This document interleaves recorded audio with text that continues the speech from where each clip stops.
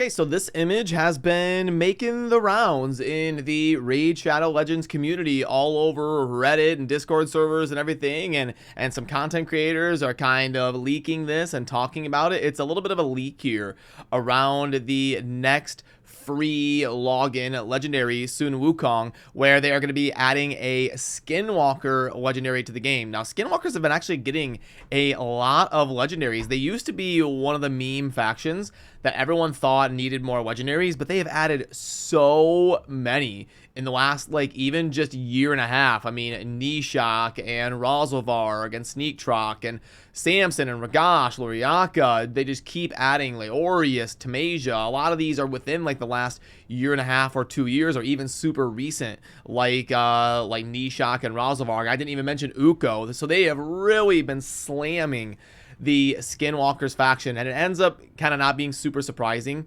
because anything that falls into like the animal category is going to kind of be thrown into the Skinwalkers, and a lot of people are actually surprised that this next legendary, this Sun Wukong, is not going to be in the Shadowkin because of like the theme of the armor and the weapon and all of that. Maybe would have been fitting into the Shadowkin faction, but going to be a Skinwalker from what we can see on the different leaks here. Because there was also another one here where it showed us some things like Spirit Affinity and then the abilities. You can see you've got the default and then the 2 cooldown abilities along with a passive and a speed aura. And then we can see some of the base stats. The bottom was cut off by like a QR code on the leak. But in terms of the base stats, I mean, a 105 base speed, the base attack is almost 1600.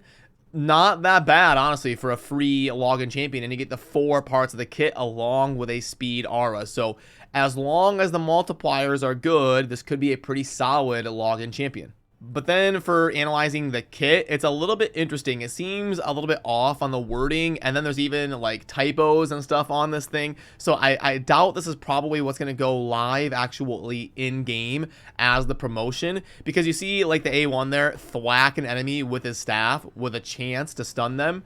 That doesn't really seem like something that would be in raid. Like you know, if I'm here in the Skinwalkers, if I go to like Norog, you can see how the A1 it's a lot more structured. It's like attack one enemy and a chance to do something, not just attack an enemy with his mace and gonna block active skills. You know, there's like it's a little bit more descriptive and all of that. But I guess this could just be like a teaser, beginner friendly image where you wouldn't really want to be super specific on the mechanics and all that. And I wonder what the chance to stun is gonna be. If the chance to stun is like 50 to 75% or even higher, could be a really consistent source of a CC. And now the multiplier is probably not going to be that insane, so I hope the stun chance is pretty good because it is a single target ability, and I hope it at least hits decently hard. And then the A2 is also kind of worded weird. Strike with magic with different effects based on the target. Okay, so strikes with magic with different effects based on target survives. And we've got 2 different typos here. So effects based on if the target survives, and then survives is missing the second V. So yeah, we're definitely in shambles a little bit here on the on the leaked image. But if we go off of this, it looks like it's probably going to be an AoE, and then different effects are going to occur based on like if the target survives the attack or not. It'll like do something afterwards, or you know, place some sort of debuff or some sort of CC effect.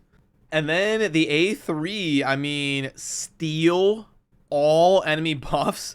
That's pretty crazy. Like, not only is it an AoE buff strip, but you're stealing them.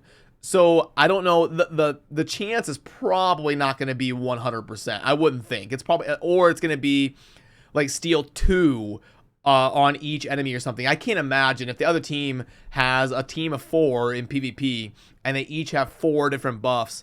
I can't imagine he's going to steal 16 buffs. So like, that would be pretty crazy. I guess it's possible, but that would certainly be one of the best buff strips in the game if it's a 100% chance. If it's like a 50-50 shot or something, it'll probably be something like that, but definitely potential to be a really insane A3. And I did end up being pretty correct on what I thought his kind of like theme was going to be as a champion based on the video that Plarium linked on their main channel.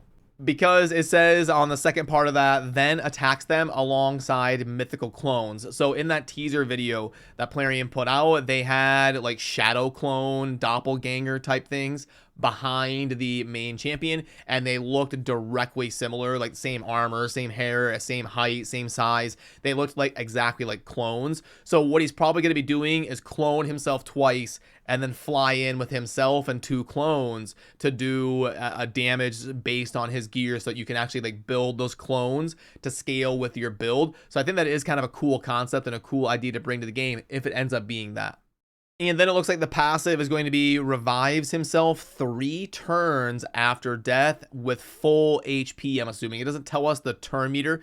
Full HP has a typo. I wonder what the turn meter is going to be. That is super important on the revive. Nowadays, there's so many revives in Raid that we kind of need to know the next step. We need to know what's the cooldown, what's the turn meter, how much HP are they revived with, and all of that stuff to kind of get the full context of the effectiveness of the revive. It's not going to be that good in PvP. It sounds ridiculously cracked, but it's not really going to be as good as you think it is in PvP. I mean, having someone dead for 3 turns, they've already lost a lot of their value, and that fight probably already snowballed out of control at that point. So but the thing is, this is a promotional login champion, so that could be really, really good for beginners. Maybe where the fights are a little bit slower, you've got an opportunity to kind of catch up or something. But like, I don't know, if he's already died, you've already kind of been behind in the fight at some point already, and then 3 turns, by then you've probably lost another 1 or 2 allies. So then he revives himself. He does have full HP, but if his turn meter is empty, the other team is just going to keep going and slam into him. That's why I need to know the turn meter. If he revives himself and instantly takes a turn, now we're talking. That could be pretty cool. I think we need one or the other. We either need him to revive and instantly take a turn, or we need the revive to be like 1 or 2 turns after death. But again, he is a free champion, and he is a damage dealer, and he is a reward for simply logging into the game. So they probably don't want him to be like a Duchess or Taras or some insane PvP champion. They added UDK as a promotional champion, and he kind of broke the game for early game players that just could not beat him in the arena. So I think soon Wukong is going to be a little bit easier to deal with. It's going to kind of come down to already having an advantage to snowball, and then he will give you like that YOLO catch-up mechanic here with the passive. But yeah, he will definitely be a damage dealer and not a support, because he's hitting and stunning with the A1. He's got a couple different AoE attacks. It looks like he's going to be teaming up with mythical allies that he kind of clones of himself to run in, and he's got a massive almost 1600 base attack with kind of a low base HP and definitely low defense. 890 is pretty low for a legendary. So he will definitely be a damage dealer, and he will be Spirit Affinity, which is nice because for new accounts, when they're starting out in Raid, all of your starting champions, usually people are investing in something like a Kale for their first champion they want to max out. Well, now as your first legendary damage dealer, gonna be Spirit Affinity. And what is your starter gonna be weak against?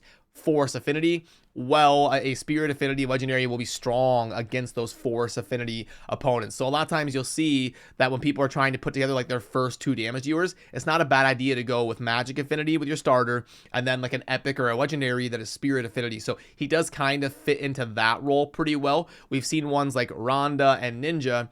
They're both good champions, but they're both Magic Affinity, so they don't kind of cross cover on what a new player would be weak against. But Sun Wukong could definitely slot into that role if the multipliers are good, and if he hits decent. We're gonna have to wait and kind of see on a test server, or get some of the data mining of the different multipliers that are going to be involved with the scaling of his abilities. And I'll probably wait to put a poll over on the community tab, because I mean, this is kind of a leak, so we have to take it with a grain of salt. We don't know how perfect it's going to be, but I do want to get the community's thoughts on grading him. We always do that here in the channel when Raid is going to be adding a new champion. I want to know how you feel about them, so we can kind of get that context when we're trying to figure out how to place them in tier lists, and how we feel about the different champions and how they all compare to each other when there's fusion events and promotional events and all that sort of stuff, so we can look back and see how the community was rating them and not just the content creators. But also one more thing that I did want to make sure and mention is you see there it says reach 7 days of play before October 31st to get the mighty Sun Wukong. Now that means it's going to mostly be live September and October. I wonder if they're going to round it out at exactly 2 months and have this like go live on Labor Day weekend, September 1st, and have it be like the full month of September, the full month of October. This will be the login champion promotion. We don't know exactly when it's going to go live yet, but let me know your thoughts down below on what you think about the Champions kit and these leaks and kind of like the first initial impressions of what this champion could bring as a login promotional champion. I appreciate all of you. I'll see you soon in the next video. Thanks for watching. Peace.